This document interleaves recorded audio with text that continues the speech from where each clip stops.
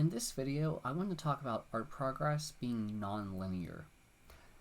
So, when you're first starting out, um, there is too much to learn.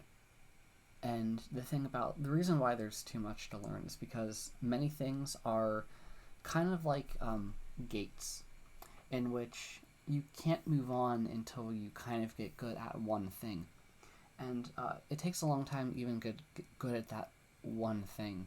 And if I could say the atoms of starting out, has to be line work.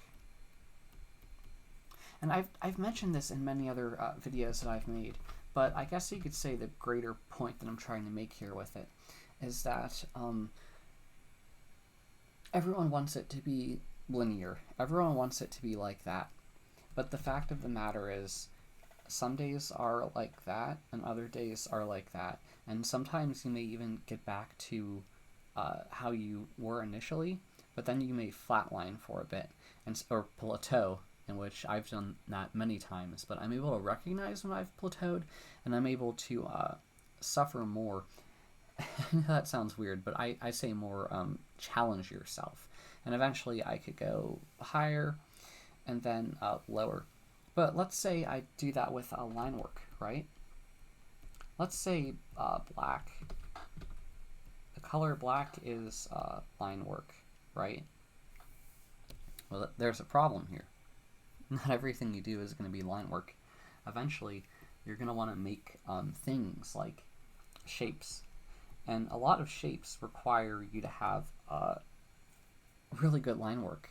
So there's a chance that if your line work isn't squared away, I mean, the fact that you're going to try and attempt to do shapes, you're going to have to get through a lot of failure because you are not going to be good at it. And that's okay because this is all in the learning process. I think what matters more is that you try to practice a bunch of things, learn along the way, and understand more often than not. You're probably going to have an understanding of it before you have the muscle memory to actually be able to draw it.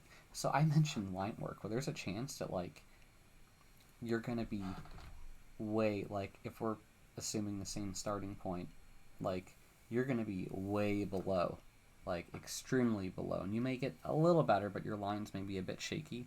You may plateau a little bit. And I hate to say you may get you may pivot again in the wrong direction because there's so much, oops, I shouldn't have done that. Because there's so many things required in being able to do it in a competent way. And this is just kind of how a lot of it goes. And I guess the thing is, when I first started out, I thought a lot of it was going to be linear. I thought I would be able to master line work if I did nothing but it.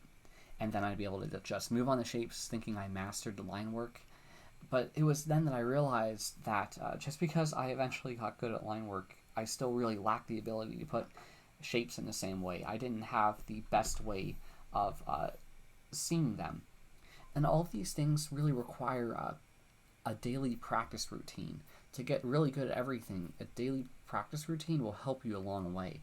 And sometimes you have to admit that you're going to end up drawing things you don't want to draw, but the funny thing about them is usually they end up coming back and you're able to use them to help break down other things that are overly complex for the time being. So this is just this is how it works. And I hate to say it, not everyone's going to experience the same degree of what I described trying these lines, but it could be different. Some people may be like that. Some people may be like that. Some people are like that. Some people may just be stuck here. But the important thing is being able to realize when you plateau, as I said before. Other people, which I would say me for a long time, I felt like that. I felt like I was just getting worse all the time, and it was really hard to see how every line really mattered.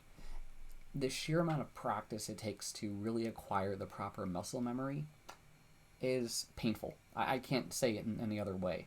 I think it's important for me to say, because maybe it can encourage you, that it's just pure pain.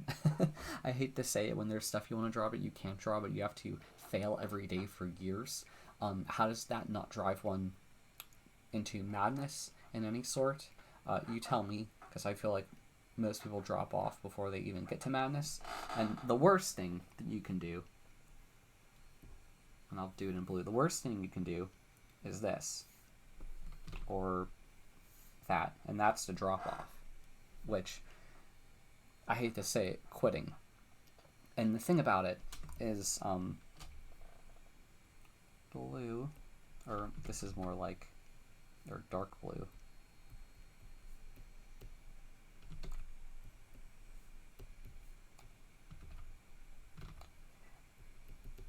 And I don't mean to insult people who drop off like that. Actually, if anything, it makes sense. Because if you are met with failure again and again and again, many people may think it's not for you. And it makes total sense that people will drop off. But at least I could say in this video that you just have to push yourself. And I know that's not the thing that anyone wants to hear. Everyone wants to hear that it's going to be like that, or more like that. Everyone wants to hear that, or preferably like that. Imagine if you can go into it being able to draw without ever having learning to draw. That's what everyone wants, but the reality is that may be for a couple people. Highly doubt it. There's probably someone out there who was like that, but I think for the majority of us, that will be more like the black and light blue colors here, in which sometimes you'll be doing awesome, other days you'll be dipping, other days you'll be plateauing, other days you may be tired, and you need to acknowledge that exhaustion will affect your ability to draw. No one wants to say that, but it's one of the things that will happen. Sometimes you can use coffee, but I will be honest with you, nothing beats a good night's sleep. That is the most refreshing thing and the best thing you can do for yourself, to be well rested.